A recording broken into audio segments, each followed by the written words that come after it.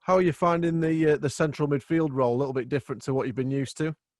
Yeah, it's been obviously very different. I've played there previously when I was younger, but obviously not sort of in the professional side of it. So it's been a different change, but it's been great for myself, obviously from a personal side, to know that the gaffer can put the trust in me to play in there. I think obviously it's very different. I think in certain games it's different as well, because obviously the way that they play, the way that they set up, and obviously trying to adapt your own game to that, because I've been so used to sort of seeing the game in front of me, whereas obviously you're now seeing it from the game being played behind you, in front of you, from the side, and things like that. I don't think I've checked my shoulders as much in the last 3 games than I've done my entire career. So it's sort of those things that you've got to get used to, and I think it can come with time. But like I say, I'm really pleased and really delighted that the gaff can show the trust in me to play in there.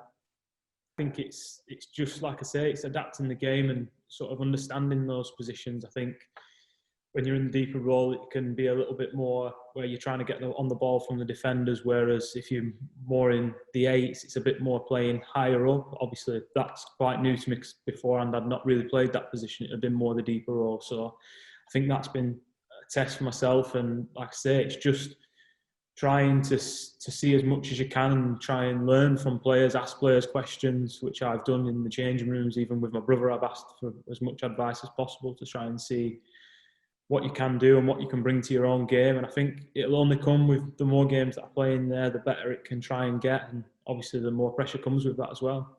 I think obviously Blackpool have been on a really good run lately. The gaffers implemented that and told us all about it, which obviously you've got to respect your opponents, but also at the same time you've got to think about how we can affect the game. We're a good team, and we've got to make sure that they think about us as much as we think about them. So I think it's going to be a good test and it'll be a good game.